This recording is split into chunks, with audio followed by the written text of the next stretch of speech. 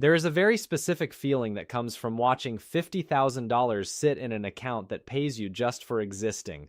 Every month, a little deposit lands. You didn't pick up an extra shift. You didn't sell anything. You didn't gamble on a stock or stay up late refreshing a chart. The number just climbed on its own while you went about your life. And for most of us, that was always the goal. Spend less than you make. Build a cushion. Stay safe. So the day you finally have a real pile of cash, earning a real rate of return, you feel like you've quietly beaten the game. You did exactly what every responsible voice in your life told you to do. And then one ordinary evening, you sit down and run the actual numbers. Not the cheerful number the bank shows you on your dashboard, the real one, the one that survives taxes, the one that survives inflation, the one that survives watching your rate get cut 3 separate times in 18 months. The one that compares what that same 50,000 could have done somewhere else over the exact same window. And right there at your kitchen table, the thing that felt like the smartest, most disciplined money move you'd ever made starts to feel like something different. Not a disaster, not exactly a mistake, but not the victory you thought it was either. I'm Henry, and this is what 18 months of keeping $50,000 in a high-yield savings account actually taught me. And almost none of it is the stuff anyone warns you about before you park your money there. Let me take you back to when this all started feeling like magic. We were living in a financial moment that hadn't existed in over a decade. The Federal Reserve had been cranking its benchmark rate higher and higher since early 2022, and by late 2023, online savings accounts were advertising numbers that sounded almost made up to anyone who remembered the years when banks paid you basically nothing. 4%, 4.5%, some hit a full 5% annual yield. 5% guaranteed, federally insured, no market risk, no volatility, no stomach-churning red days. Just money flowing into your account every single month for doing absolutely nothing. Now compare that to where most people's cash was actually sitting. If your savings lived at a big traditional bank, the kind with a marble lobby and a bowl of mints and a teller who remembers your dog's name, you were probably earning around 0.01%. That's not a low rate. That's a rounding error dressed up as a rate. On $10,000, that's $1 a year. 1. Meanwhile, that same $10,000 in a high-yield account earned $500. Same money, same year, same risk, and one path paid you 500 times more than the other. So people moved.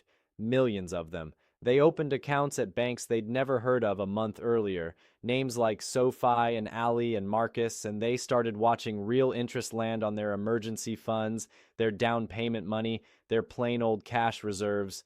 For a while, it genuinely felt like a revolution, like someone had finally made the boring act of saving money feel rewarding again, and I'll be honest with you, I felt it too. Here's the thing about $50,000 at 5%. It earns roughly $2,500 a year. You can actually picture that. $2,500 that showed up simply because your money was sitting in the right place. No spreadsheets, no earnings calls, no anxiety. Just a balance ticking upward, calm and steady. And I want to be completely upfront about something before I tell you where I went wrong, because pretending that comfort isn't real would be dishonest.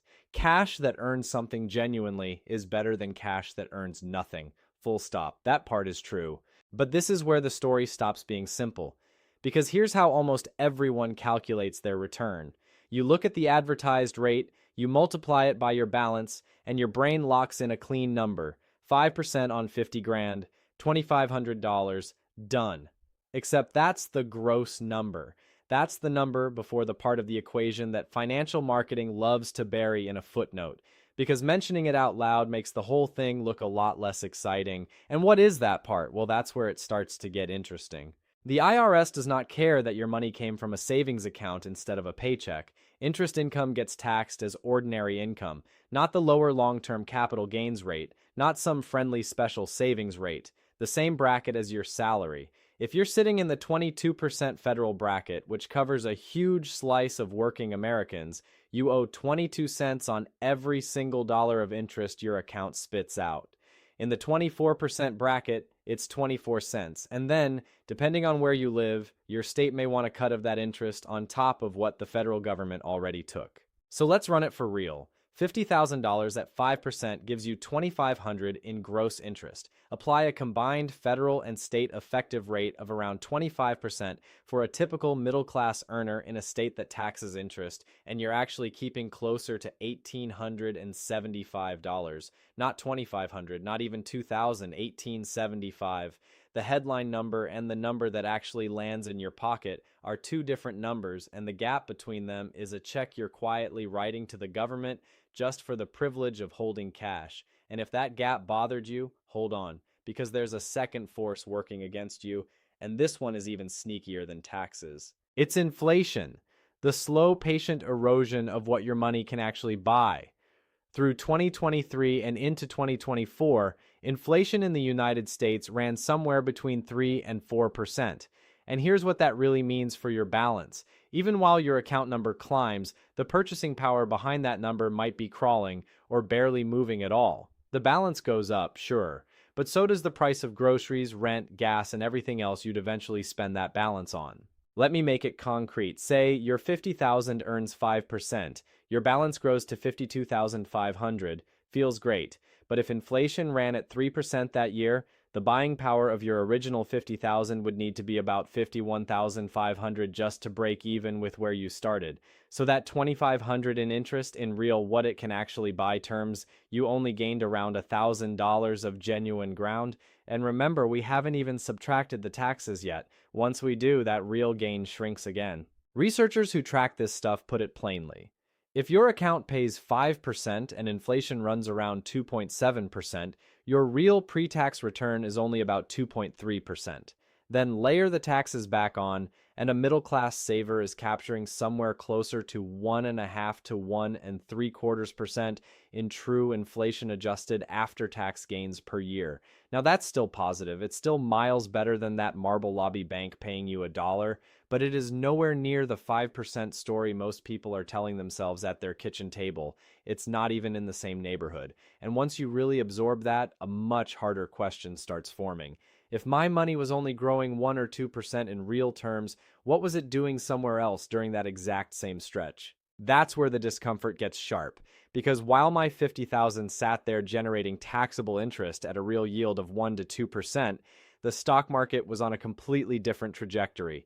Over its entire history, the S&P 500 has returned roughly 10% a year on average, not every year, not smoothly. Some years it falls off a cliff, some years it rockets, but across long rolling stretches, 10 years, 20, 30, that 10% average has held with almost stubborn consistency. And in 2023 alone, the S&P returned over 26%. So picture it. If that same $50,000 had been sitting in a broad, low-cost index fund instead of my savings account during that one single year, I'd have ended up with somewhere around $63,000. Not $52,500, $63,000. That's a gap of more than $10,000 in a single calendar year, separating two choices that both felt completely responsible at the time. Analysts have a name for this.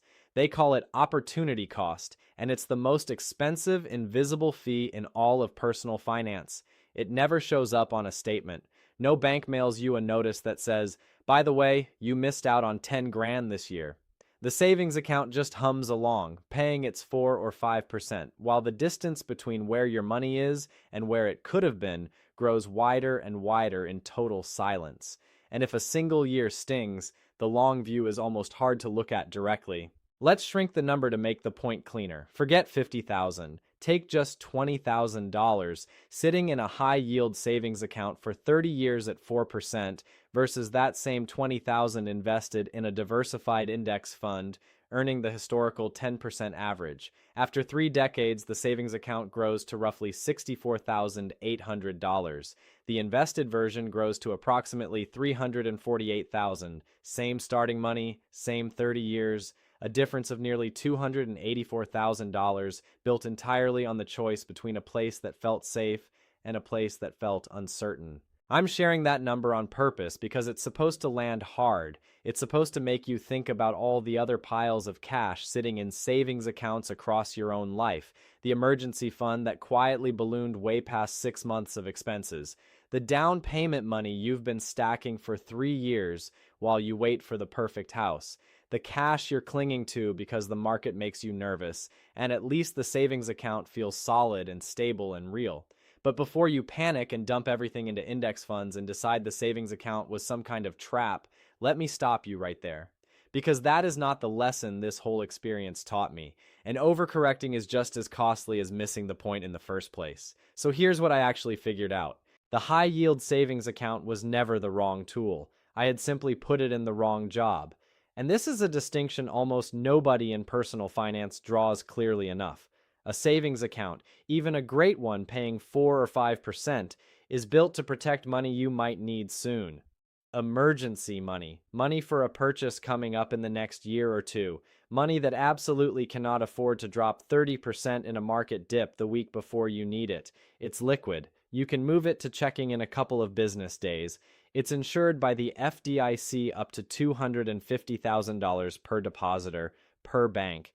It earns a meaningful return with zero downside. For the specific job of holding near-term cash you might actually reach for, nothing on earth does it better right now. The account was never the problem. The problem was something quieter, and once I saw it, I couldn't unsee it.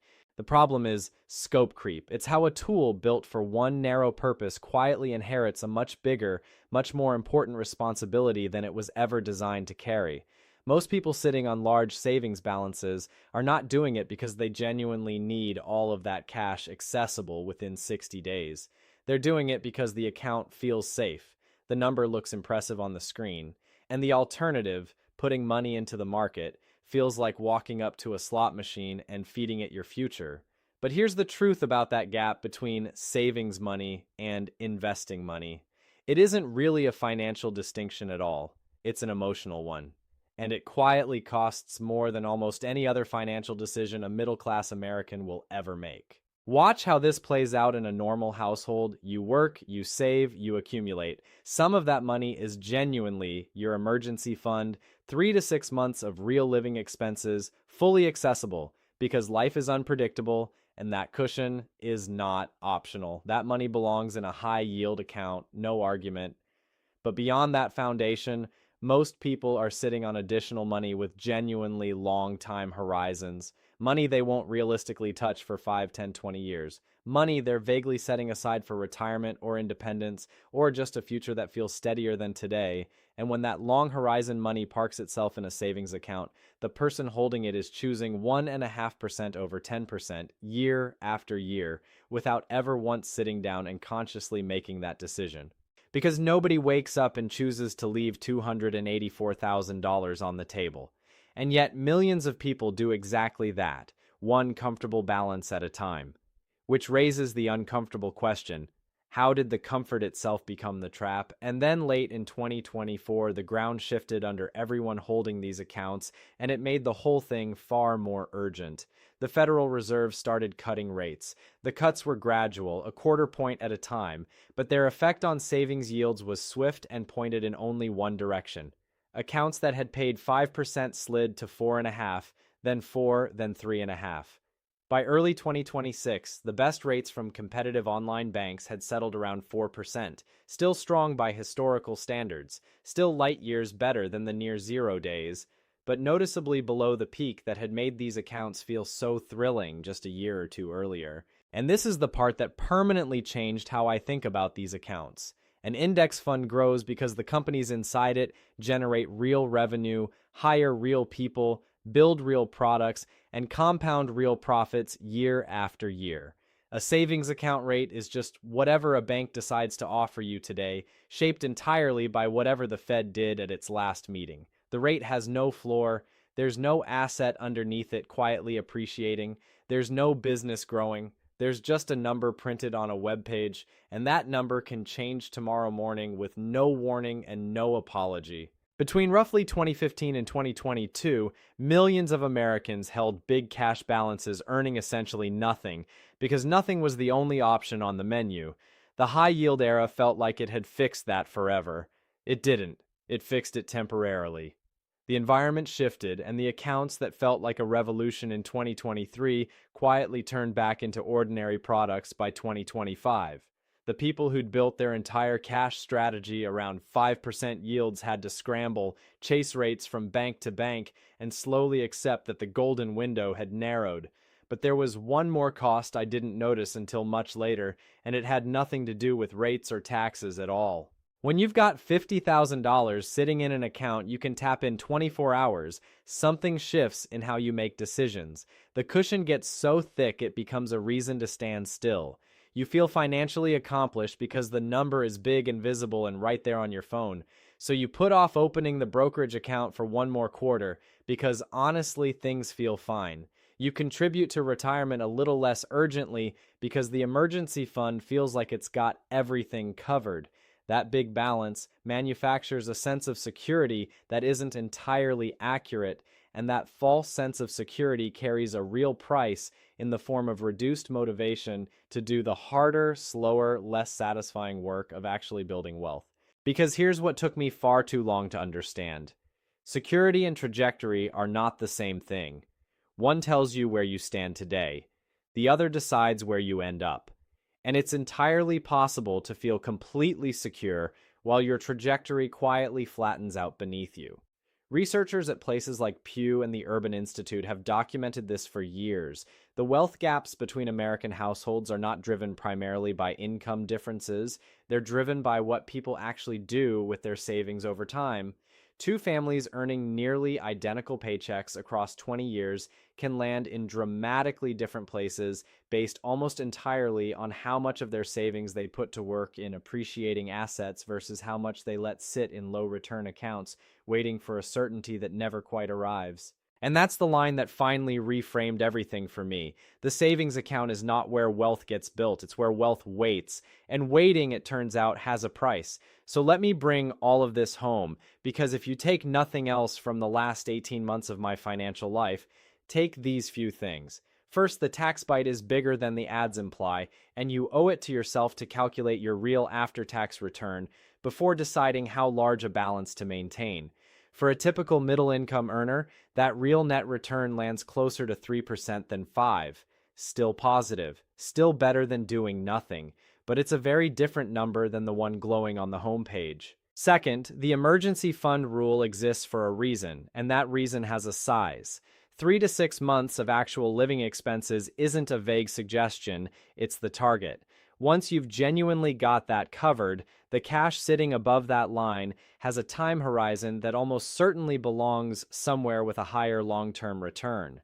Third, the rate is not a promise, and it should never anchor your entire financial plan.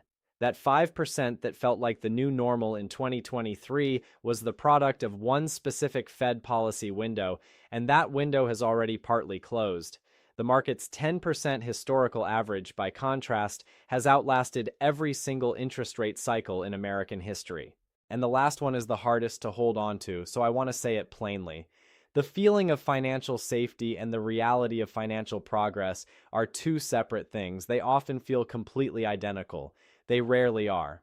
A big number in a savings account produces comfort, and comfort is worth something, but it is not worth $284,000. The most comfortable financial decision is almost never the most powerful one. So the question worth asking about your money isn't whether it's safe.